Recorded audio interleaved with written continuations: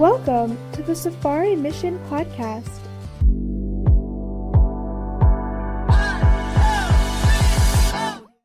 I'm Reverend Vidar Ligard. I'm here with my wife, Reverend Cathrine Ligard. Today we're going to keep talking about money. We're going to talk about what you should do with it. Right. So the priority needs to be you give first, then you save, and then thirdly you talk about spending.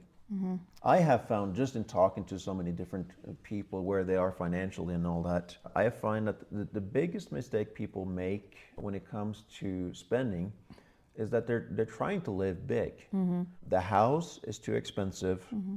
and very often the car is too expensive. Right. And I have found out that the size of the house or how expensive the house is, that has to do with your neighborhood.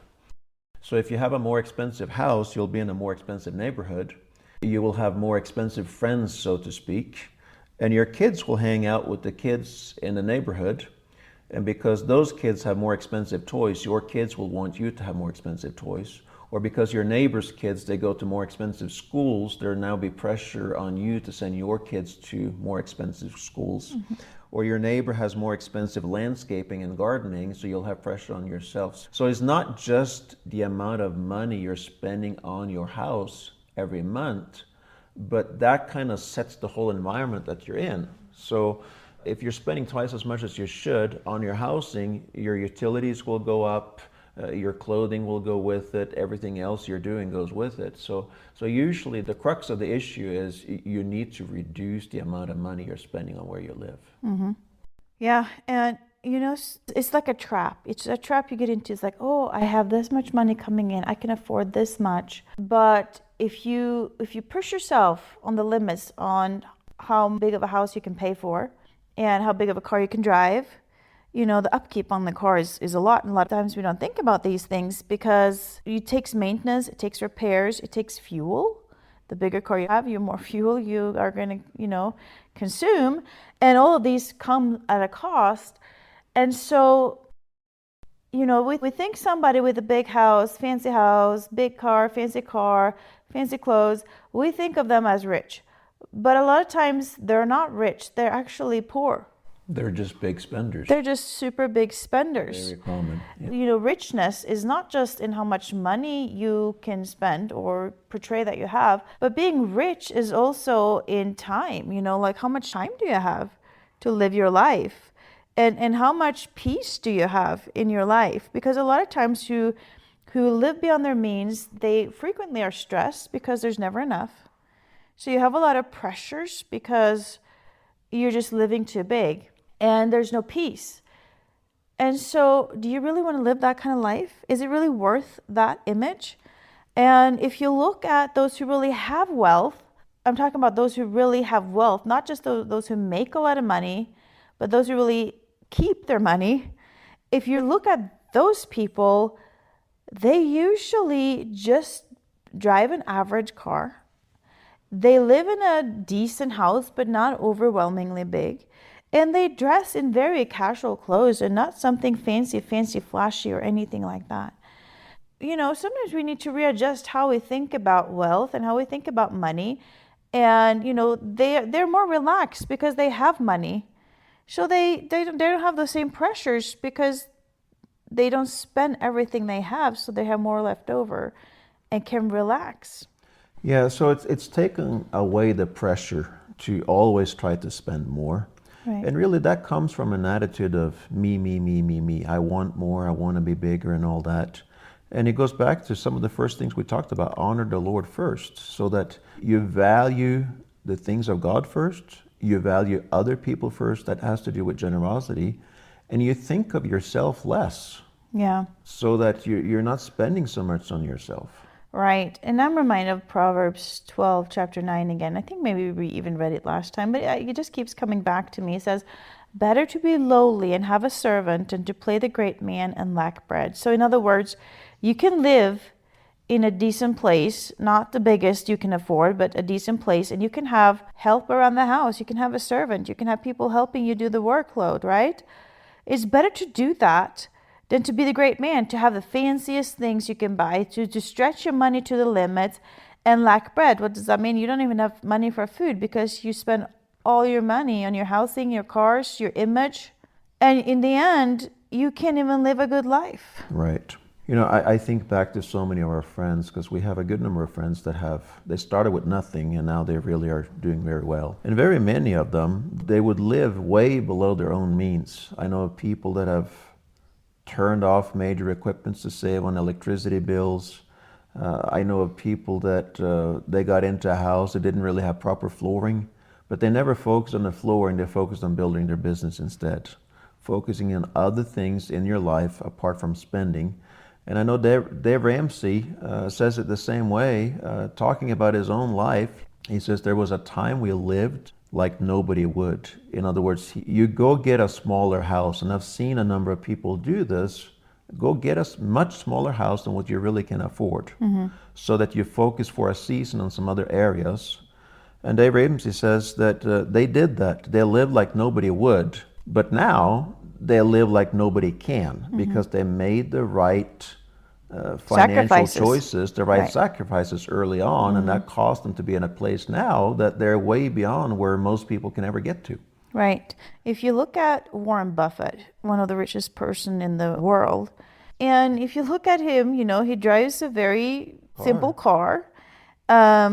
He lives in a house that he bought many years ago for $30,000 at the time. Of course, that was in that time's money. But, you know, instead of upgrading when he could upgrade, he just stayed there and he's happy there. That's what he says. This house makes me happy. Why should I change that? That's why I just read about it the other day. Right. He's like, it makes me happy. I have everything I need. So why change it? You know, he's happy there. So he doesn't need more. And it's not a small house per se. But he could have afforded a mansion, and it's not a mansion. It's not a mansion either. It's just, you know, it's bigger than a normal house, but it's not flashy. It's not huge. It's a well-functioning, good house. I was actually reading about him and his wife the other day. It wasn't a book. It was somewhere online, but it might be very well true, because it's the mindset, it's the frugality mindset. And he says it himself. He's frugal. He said it. He's cheap. And so I just read about him and his wife was traveling, I think, and they were going in to get a cup of coffee, and the coffee cost $4. And the wife turns to Warren Buffett and says, $4 for a coffee is not worth that much. I can make cheaper coffee at home. And they went out and they didn't have the coffee. Of course, he could afford it. Rich people has a tendency to know the value of a product, and they will never overpay for a product, which is why when you go, like here in Kenya, you go to get a service from a fundi, or you go to a local place that they're going to make you furniture, and they charge you too much for it. People who knows the worth of that will not buy it, because it's just not worth that price. And so pricing things, if you're in business, is so important if you're going to attract the people that really have money. Right. So we've said some things about giving, that needs to be a priority, and it needs to come from a heart of generosity. You need to pay yourself first before you spend. We said some things about spending. Now, what about investing? I know investing has to be there too.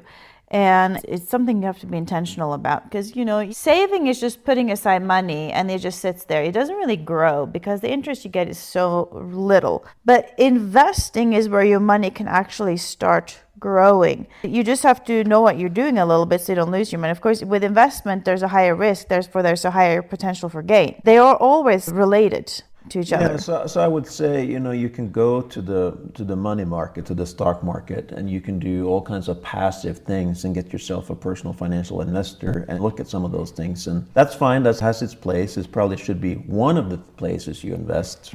But a lot of people look at other investment opportunities apart from what your financial broker is going to tell you about. But here, you really need to find opportunities that match your size. I remember we had a friend, and this friend it was really a very, very good opportunity, but it required a very large investment that this friend of ours didn't have. So he went to take a loan to engage into an opportunity that was bigger than his shoe size, if I can say it like that. Well, something in the business happened and things didn't turn out exactly like he thought. And so he lost his investment because it was based on a loan, and he was basing the ability of servicing that loan from the income he was going to get from the investment. He can no longer service the loan. Then the bank starts coming after him. And of course, with time, you're talking about house foreclosures and all kinds of stuff. And so whatever you're investing in, you have to ask, what if things don't work out like I thought? Can I live with investing into these opportunities if things don't work out? That's a very important thing to look at. And then there's a couple of proverbs here I would like to mention. Wealth gained hastily will dwindle, but whoever gathers little by little will increase it. So if you're looking for too big of an opportunity, you're looking for overnight success. Success is never overnight. No. That's only lottery winners, and that's very rarely a good story anyways. No, it's not.